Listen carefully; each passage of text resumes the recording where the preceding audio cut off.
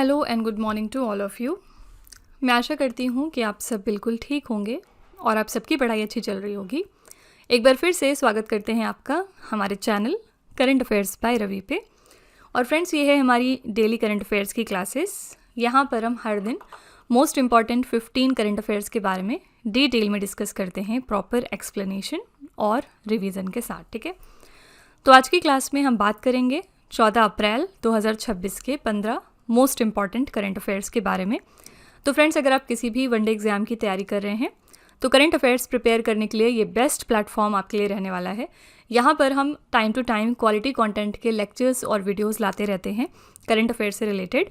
हमारे यहाँ पर डेली करंट अफेयर्स के अलावा वीकली क्लासेस होती हैं हर संडे और मंथली वीडियोस भी आपको मिलेंगी। तो आप एक बेस्ट शॉट देने के लिए हमारे चैनल को सब्सक्राइब कर लीजिएगा। और जो लोग भी पहली बार हमारे चैनल पर आए हैं तो वो 10 दिन का ट्रायल लेकर देख सकते हैं। डेफिनेटली 10 से 15 दिन में आप खुद रिजल्ट देखेंगे कि कैसे करंट अफेयर्स में आपका स्कोर विथ टाइम इम्प्रूव होता जाएगा। ठीक है, इसके अलावा अगर आप किसी ऐसे एग्जाम की प्रिपरेशन कर रहे हैं जहाँ पर स्टैटिक जीके पूछा जाता है तो हमारे इसी चैनल पर स्टैटिक जीके की हम एक सीरीज़ रन कर रहे हैं जिसमें हम 10,000 जीके के क्वेश्चंस को डिस्कस कर रहे हैं पार्ट वाइज। तो आप उसको देख सकते हैं। अगर आपने उस सीरीज़ को फॉलो कर लिया तो स्टैटिक जीके में आपको कुछ भी एक्स्ट्रा पढ़ने की ज़रूरत नहीं पड़ेगी, ये हमारा दावा है। ठीक है, तो फ्रेंड्स चलिए फिर आज की अपनी क्लास स्टार्ट कर लेते हैं। सबसे पहले हम शुरुआत करते हैं क्विक रिविज़न के साथ, यानी हमने एक दिन पहले जो 15 करंट अफेयर्स किए होते हैं उनको हम यहाँ दोबारा से वन लाइनर फॉर्मेट में रिवाइज करते हैं। तो फ्रेंड्स, कल हमने पहला क्वेश्चन किया था जालियांवाला बाग हत्याकांड की 107वीं वर्षगांठ हमने कब मनाई? तो 13 अप्रैल को ये इवेंट हुआ था 1919 में और ये बैसाखी का दिन था।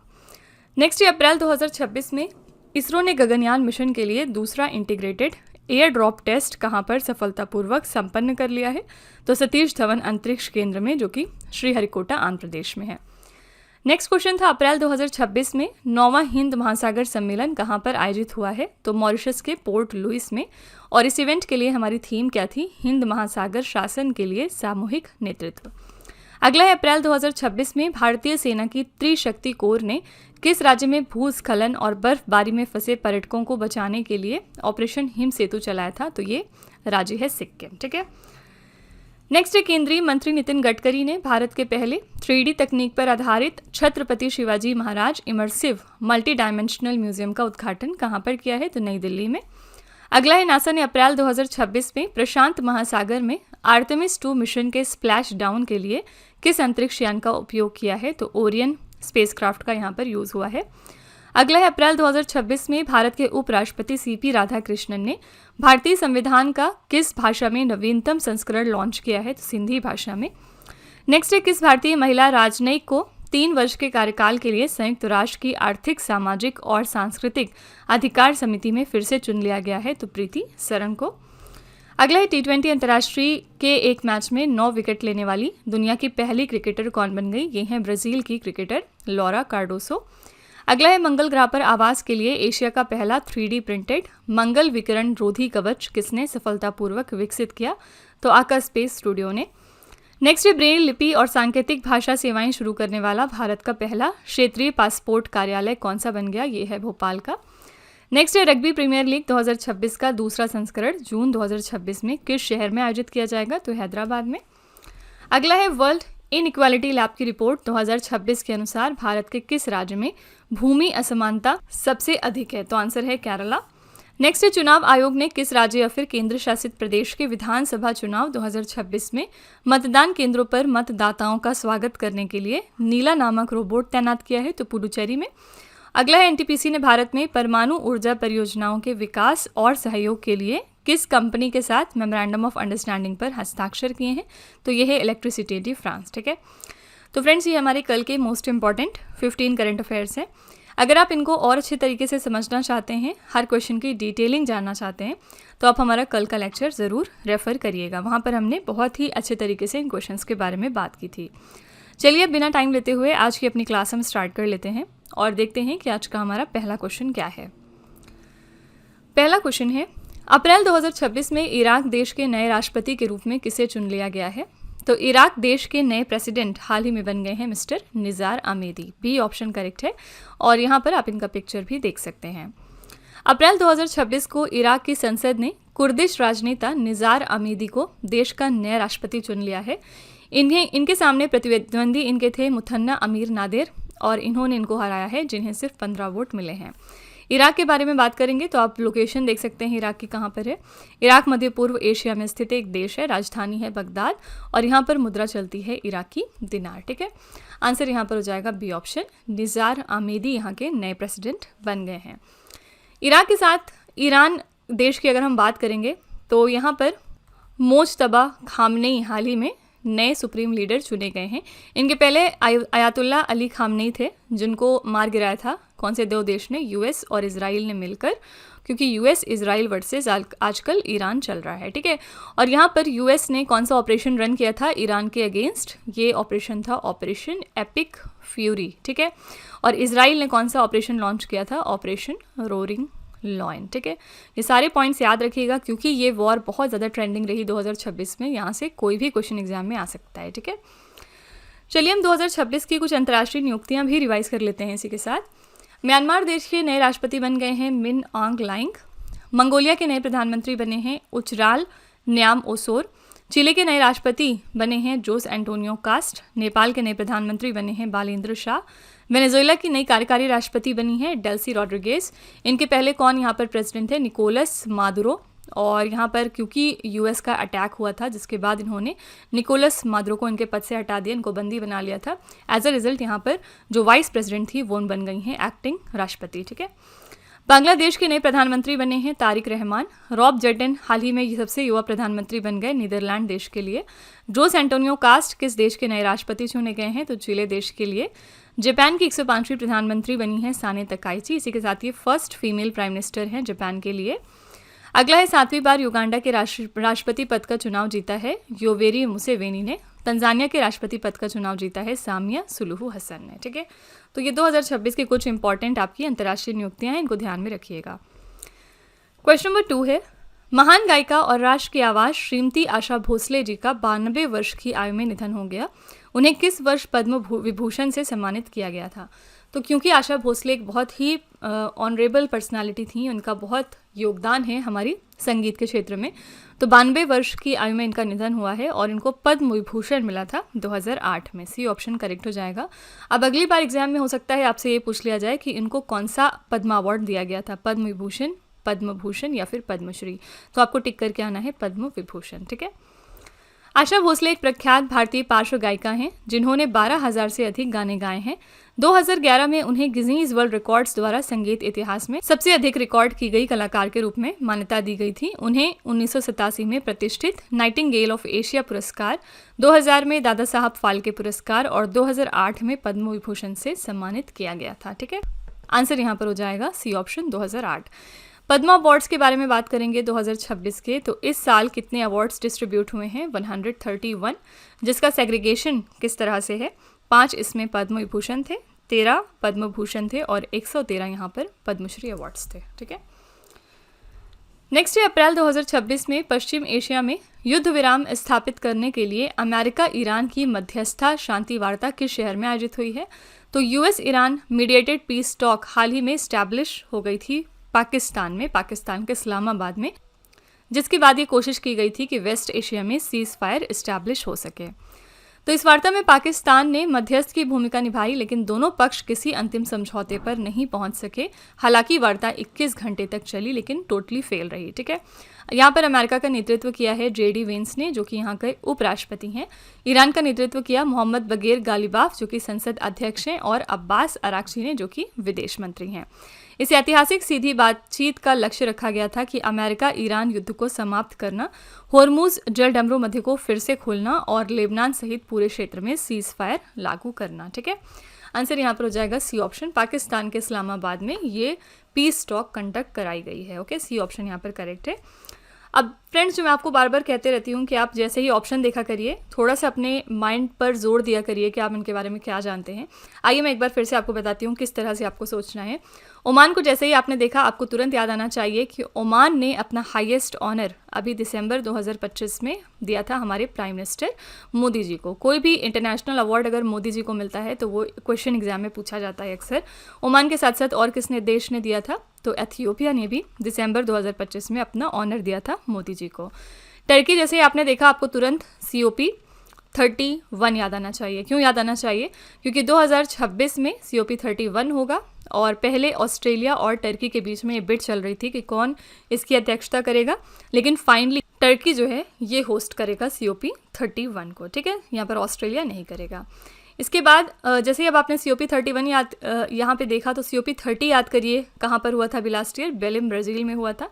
और COP32 जो अगले साल होगा ये कहाँ पर होगा, ये एथियोपिया में होगा। ठीक है, सब चीज़ इंटरकनेक्टेड होती है। इसी तरह कतर के बारे में तुरंत आपको याद आना चाहिए कि ये 8th नेशन बना है जिसने हमारा UPI को अडॉप्ट किया। ठीक है, तो इस तरह से आपको ऑप्शंस को देख के एटलीस्ट थोड़ा सा सोचा करिए कि इनके बारे में आप क्या चीज़ें जानते हैं जो हाल फिलहाल हुई हैं। ठीक है, क्वेश्चन नंबर 4 है BR अम्बेडकर स्मृति दिवस अम्बेडकर जयंती 2026 हमने कब मनाया? तो अम्बेडकर जयंती हर साल होती है 14 अप्रैल को। ए ऑप्शन यहाँ पर करेक्ट है क्योंकि इसी दिन डॉक्टर भीमराव अम्बेडकर जी का जन्म हुआ था। 2026 में डॉक्टर भीमराव अम्बेडकर जी की ये 135वीं जयंती मनाई गई है। इनका एक संक्षिप्त परिचय यहाँ पर देख लेते हैं। जन्म तिथि है 14 अप्रैल 1891। जन्म स्थान है महू, जिसको अब अम्बेडकर नगर कहा जाता है, ये मध्य प्रदेश में है। शिक्षा यहाँ इनकी कहाँ कहाँ पर हुई है, तो मुंबई विश्वविद्यालय में, कोलंबिया विश्वविद्यालय न्यूयॉर्क में, ग्रेज इन लंदन में और लंदन स्कूल ऑफ इकोनॉमिक्स में। कौन कौन सी पार्टी से ये रिलेटेड हैं? इंडिपेंडेंट लेबर पार्टी, अनुसूचित जनजाति federation, Republican party of India. ठीक है, प्रमुख उपलब्धियां क्या क्या हैं? संविधान प्रारूप समिति के अध्यक्ष थे, स्वतंत्र भारत के पहले विधि मंत्री थे और वायसराय की कार्यकारी परिषद में श्रम मंत्री थे। तो इनका एक बहुत ही इंपॉर्टेंट रोल है। इनको हम फादर ऑफ इंडियन कॉन्स्टिट्यूशन के नाम से भी जानते हैं क्योंकि कॉन्स्टिट्यूशन में इनका बहुत ही इंपॉर्टेंट रोल था। बहुत सारी चीज़ें इन्होंने ऐड करवाई थी और कॉन्स्टिट्यूशन को बेस्ट बनाने की कोशिश की थी। ठीक है, यहाँ पर ऑप्शन में 15, 11, 13 अप्रैल है। आइए देखते हैं इस दिन हम क्या मनाते हैं। 15 अप्रैल को एज सच आपका कोई खास दिन नहीं होता। 11 अप्रैल को होता है आपका नेशनल सेफ मदरहुड डे। ठीक है, यानी हम इस दिन अवेयरनेस क्रिएट करते हैं कि क्या और हम तरीके अपनाएं जिससे जो हमारे यहाँ पर मैटरनल मोर्टेलिटी रेट है वो बेहतर हो सके। 13 अप्रैल को आपका क्या होता है? 13 अप्रैल को हम मनाते हैं जालियांवाला बाग मैसेकर दिवस। ठीक है, यानी कि इस दिन हम जो जालियांवाला बाग मैसेकर हुआ था उसको याद करते हैं। अभी हमने पीछे रिवीजन में भी देखा। ठीक है, क्वेश्चन नंबर 5 है विश्व के पहले एकीकृत वैश्विक विश्वविद्यालय वंतारा यूनिवर्सिटी की आधारशिला कहाँ पर रख दी गई है? तो ये दुनिया का पहला इंटीग्रेटेड ग्लोबल यूनिवर्सिटी है वंतारा यूनिवर्सिटी, और इसकी नींव हाल ही में रखी गई गुजरात के जामनगर में। बी ऑप्शन करेक्ट है। वंतारा यूनिवर्सिटी वन्यजीव संरक्षण और पशु चिकित्सा विज्ञान पर केंद्रित है, जिसकी स्थापना रिलायंस इंडस्ट्रीज के निदेशक अनंत अंबानी के नेतृत्व में की गई। यह आधुनिक गुरुकुल की तरह कार्य करेगा, जहां पर आधुनिक विज्ञान, पारंपरिक ज्ञान और व्यवहारिक प्रशिक्षण से छात्र तैयार होंगे। ठीक है, आंसर यहाँ पर हो जाएगा बी ऑप्शन, गुजरात के जामनगर में इसकी नींव हाल ही में रख दी गई है।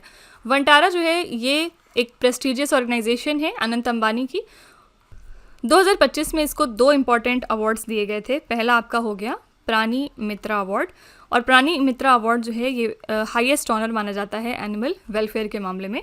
दूसरा यहाँ पर दिया गया था global humanitarian award for animal welfare.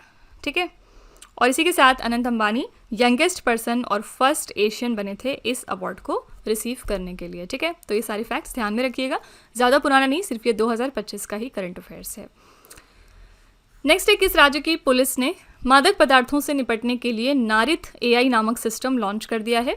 नारित AI को लॉन्च किया है गुजरात की पुलिस ने। पर्पस क्या है? नारकोटिक्स को कॉम्बैट करना।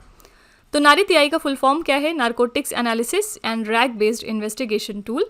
गुजरात की पुलिस ने मादक पदार्थों से निपटने के लिए नारित AI नामक सिस्टम लॉन्च किया। ये भारत की पहली राज्य पुलिस द्वारा तैनात AI प्रणाली है जो NDPS अधिनियम 1985 के तहत मामलों की जांच को मजबूत बनाती है। ठीक है, आंसर यहाँ पर हो जाएगा सी ऑप्शन, गुजरात पुलिस। पिछले दिनों पंजाब पुलिस ने एक ऑपरेशन लॉन्च किया था जिसका नाम था ऑपरेशन प्रहार। पर्पस क्या था? यहाँ पर इनके राज्य में जो भी गैंगस्टर नेटवर्क्स हैं उनको ध्वस्त करना। ठीक है, नेक्स्ट है स्वामी विवेकानंद की पहली जीवन आकार की कांस्य प्रतिमा स्थापित करने वाला अमेरिका का पहला नगर निकाय कौन सा बन गया है? तो कौन सी यूएस की सिटी है जो फर्स्ट बनी to install a life size bronze statue of Swami Vivekananda? Answer यहाँ पर हो जाएगा Seattle. C option is the right answer. भारतीय दार्शनिक स्वामी विवेकानंद की पहली जीवन आकार की कांस्य प्रतिमा का सीएटल के वेस्टलेक स्क्वायर में अनावरण किया गया। यह अमेरिका में किसी शहर सरकार द्वारा स्थापित पहली ऐसी प्रतिमा है। यह प्रतिमा भारतीय मूर्तिकार नरेश कुमार कुमावत द्वारा बनाई गई है। ठीक है, तो कहाँ पर हुआ है? यूएस के कौन से स्टेट में? आंसर यहाँ पर हो जाएगा सीएटल सिटी में। ठीक है, सी ऑप्शन यहाँ पर बिल्कुल करेक्ट है। स्वामी विवेकानंद किस मिशन के लिए सबसे ज़्यादा जाने जाते हैं? तो इन्होंने फाउंड किया था रामकृष्ण मिशन। ठीक है, ये क्वेश्चन स्टैटिक जीके में भी कई बार पूछा जाता है। इसी के साथ जो हमारा राष्ट्रपति भवन है वहाँ पर पहले एडविन लुटियंस की मूर्ति हुआ करती थी, लेकिन आपको बताना है कि हाल ही में इनकी मूर्ति को रिप्लेस करके किसकी यहाँ पर हमने स्टैचू लगाई है। क्वेश्चन नंबर 8 है, बैडमिंटन एशिया चैंपियनशिप 2026 में 61 वर्षों बाद पुरुष एकल फाइनल में पहुंचने वाले और रजत पदक जीतने वाले पहले भारतीय कौन बन गए हैं? फर्स्ट इंडियन कौन है इन 61 ईयर्स जिन्होंने मेन सिंगल्स फाइनल क्लेम किया और इसी के साथ यहाँ पर सिल्वर मेडल जीता at the badminton Asia championships 2026? आंसर यहाँ पर हो जाएगा B option, Ayush Shetty. B option. ठीक है, तो बैडमिंटन एशिया चैंपियनशिप 2026 में आयुष शेट्टी ने पुरुष एकल फाइनल में रजत पदक जीता और वो दिनेश खन्ना के बाद 61 वर्षों में फाइनल पहुंचने वाले दूसरे भारतीय पुरुष एकल खिलाड़ी बन चुके हैं। फाइनल में आयुष शेट्टी को चीन के दिग्गज खिलाड़ी शी युकी से हार का सामना करना पड़ा। बैडमिंटन एशिया चैंपियनशिप 2026 की बात करेंगे तो पुरुष एकल में विजेता थे शी युकी जो कि चीन के प्लेयर हैं। महिला एकल में विजेता रही एन से यंग, ये दक्षिण कोरिया की प्लेयर हैं और ये इवेंट हुआ है चीन के निंगबो में। ठीक है, करेक्ट आंसर हो जाएगा B option, Ayush Shetty. Okay, question number 9 है, अप्रैल 2026 में 42 नक्सलियों के आत्मसमर्पण के बाद किस राज्य को आधिकारिक तौर पर नक्सल मुक्त घोषित किया गया है? तो 42 नक्सल्स ने यहाँ पर अपने आप को सरेंडर किया और इसी के साथ नक्सल फ्री अब डिक्लेयर कर दिया गया है तेलंगाना राज्य को। बी ऑप्शन यहाँ पर करेक्ट हो जाएगा। और अभी कुछ दिनों पहले होम मिनिस्टर अमित शाह ने डेडलाइन क्रिएट की थी कि मार्च 31 2026 तक हमें इंडिया को कम्प्लीटली नक्सलिज्म फ्री बनाना है, तो ये डेडलाइन याद रखिएगा। ठीक है, तेलंगाना की हमने यहाँ पर बात करी, तो चलिए हम तेलंगाना का एक बार राज्य दर्शन कर लेते हैं। राजधानी यहाँ की है हैदराबाद, मुख्यमंत्री हैं ए रेवंत रेड्डी, राज्यपाल हैं शिव प्रताप शुक्ला, लोकसभा में इसकी 17 सीटें हैं, राज्यसभा में 7 सीटें और विधानसभा की कुल सीट हैं 119। तेलंगाना भारत का 29वां राज्य किस वर्ष में बना था? 2 जून 2014 को। पहले ये किस राज्य का हिस्सा था? आंध्र प्रदेश का। कौन सी नदी है इसके किनारे पर? मूसी नदी। ऐतिहासिक रूप से तेलंगाना का आंध्र प्रदेश के साथ विलय हुआ था 1956 में और कितने राज्यों के साथ इसकी बाउंड्री लगती है? तो 4 राज्यों के साथ। कौन कौन? आंध्र प्रदेश, छत्तीसगढ़, महाराष्ट्र और कर्नाटका। कौन सी नदी तेलंगाना और महाराष्ट्र के बीच में सीमा बनाती है? तो ये है प्राणहिता नदी, गोदावरी की ये सहायक नदी है। कौन कौन से यहाँ पर त्यौहार मनाए जाते हैं? तो बुनालू, बथुकम्मा एग्जाम में बहुत पूछा जाता है और समक्का सारलक्का जात्रा फेस्टिवल। ठीक है, क्वेश्चन नंबर 10 है, open network for digital commerce के प्रबंध निदेशक और मुख्य कार्यकारी अधिकारी के रूप में किसे नियुक्त कर दिया गया है? तो नए एमडी और सीईओ ओएनडीसी के लिए बन गए हैं मिस्टर विभोर जैन। ए ऑप्शन यहाँ पर करेक्ट हो जाएगा। विभोर जैन को open network for digital commerce के प्रबंध निदेशक और मुख्य कार्यकारी अधिकारी के रूप में नियुक्त कर दिया गया है और ये किसको रिप्लेस कर रहे हैं? ये थम्पी कोशी को रिप्लेस कर रहे हैं। ठीक है, करेक्ट आंसर यहाँ पर हो जाएगा ए ऑप्शन, विभोर जैन। ये नए एमडी और सीईओ बन गए हैं open network for digital commerce के लिए। नेक्स्ट अप्रैल 2026 में भारतीय नौसेना के पहले द्विवार्षिक कमांडर सम्मेलन 2026 की मेजबानी किस शहर ने की है? ये इंडियन नेवी का पहला बाइनियल कमांडर्स कॉन्फ्रेंस था 2026 का और ये इवेंट हुआ है हाल ही में नई दिल्ली में। डी ऑप्शन यहाँ पर करेक्ट है। ये सर्वोच्च स्तरीय सम्मेलन राष्ट्रीय समुद्री हितों की रक्षा, क्षमता विकास और राष्ट्रीय सुरक्षा उद्देश्यों के साथ रणनीतिक संरेखण के लिए नौसेना की परिचालन स्थिति की व्यापक समीक्षा का मंच प्रदान करता है। ठीक है, आंसर यहाँ पर हो जाएगा डी ऑप्शन, नई दिल्ली। इंडियन नेवी की यहाँ पर बात करेंगे तो बहुत सारे नेशनल और इंटरनेशनल एक्सरसाइजेस करता रहता है इंडियन नेवी। जैसे अभी पिछले दिनों एक्सरसाइज त्रिशूल में इसने पार्टिसिपेट किया था। देन यहाँ पर एक्सरसाइज द्वीप शक्ति भी काफ़ी ज़्यादा चर्चे में रहा। द्वीप शक्ति कहाँ पर हुआ था? अंडमान एंड निकोबार आइलैंड्स पर। तीनों ही हमारी बॉडीज़ गई थी इसमें पार्टिसिपेट करने। इसी तरह से मिलन जो है ये हमारी एक इंटरनेशनल एक्सरसाइज थी, मल्टीलेटरल एक्सरसाइज है, बहुत सारे नेशंस इसमें पार्टिसिपेट करते हैं। इंडिया की तरफ से इंडियन नेवी गई थी अपनी शिप्स INS विक्रांत के साथ और साथ ही विशाखापट्टनम क्लास डिस्ट्रॉयर्स के साथ। ठीक है, तो कुछ जो एक्सरसाइजेज ऐसे न्यूज़ में आते रहते हैं इनको पढ़ लिया करिए एक बार, वेन्यू याद रख लिया करिए, ऐसे क्वेश्चंस भी एग्जाम में पूछे जाते हैं। नेक्स्ट है आईपीएल में 4000 रन पूरे करने वाले सबसे युवा भारतीय खिलाड़ी कौन बन गए हैं। तो यंगेस्ट इंडियन प्लेयर जिन्होंने 4000 रन कंप्लीट किए हैं आईपीएल में, ये हैं शुभमैन गिल। सी ऑप्शन करेक्ट है। गुजरात टाइटंस के कप्तान हैं शुभमैन गिल। इन्होंने आईपीएल में 4000 रन बनाए। इसी के साथ ही ऐसा करने वाले सबसे युवा भारतीय खिलाड़ी बन चुके हैं। उन्होंने लखनऊ सुपर जायंट्स के खिलाफ मैच में 26 साल 216 दिन की उम्र में ये उपलब्धि हासिल की और विराट कोहली का सबसे कम उम्र में 4000 रन बनाने का रिकॉर्ड तोड़ दिया। ठीक है, विराट कोहली का पहले रिकॉर्ड था 27 साल 195 दिन का। ठीक है, आंसर यहाँ पर हो जाएगा आपका सी ऑप्शन शुभमैन गिल। ठीक है, शुभमैन गिल हाल ही में किस चीज़ के ब्रांड एम्बेसडर बनाए गए थे। तो 2026 में ये क्रंची रोल कंपनी के ब्रांड एम्बेसडर बने थे। ठीक है, नेक्स्ट है भारतीय सेना ने अप्रैल 2026 में ब्रह्मास्त्र नामक एक प्रमुख लाइव फायरिंग युद्धाभ्यास कहां पर आयोजित किया है। इंडियन आर्मी ने ये मेजर लाइव फायरिंग एक्सरसाइज ब्रह्मास्त्र नाम का कंडक्ट हाल ही में कर लिया है राजस्थान के पोखरन में। बी ऑप्शन करेक्ट है। भारतीय सेना ने राजस्थान के जैसलमेर में पोखरन फील्ड फायरिंग रेंजेस में ब्रह्मास्त्र नामक एक प्रमुख लाइव फायरिंग युद्धाभ्यास आयोजित किया। इस अभ्यास में अपाचे AS-64E अटैक हेलीकॉप्टरों का उपयोग करके हवा के टैंक के रूप में सटीक मारक क्षमता का प्रदर्शन किया गया। ठीक है, आंसर यहाँ पर हो जाएगा बी ऑप्शन। राजस्थान के पोखरन में ये इवेंट हुआ है। जैसे इंडियन नेवी का हमने पीछे देखा, वैसे ही इंडियन आर्मी भी हमारी बहुत सारी एक्सरसाइजेज में पार्टिसिपेट करती है। जैसे पिछले दिनों इन्होंने डस्टलिक एक्सरसाइज में हिस्सा लिया था और ये हम कौन से देश के साथ करते हैं, उज्बेकिस्तान के साथ। इसी तरह से एक्सरसाइज साइक्लोन में इन्होंने हिस्सा लिया जो हम करते हैं इजिप्ट देश के साथ। फिर इसके अलावा डेजर्ट फ्लैग में इन्होंने पार्टिसिपेट किया था और डेजर्ट फ्लैग इंडिया करता है UAE के साथ में। युद्ध अभ्यास में भी ये गए थे पार्टिसिपेट करने और युद्ध अभ्यास हम करते हैं USA के साथ। ठीक है, तो इस तरह जो एक्सरसाइजेज न्यूज़ में आती हैं याद रखा करिए वो हम किसके साथ करते हैं, कौन से देश के साथ। ठीक है,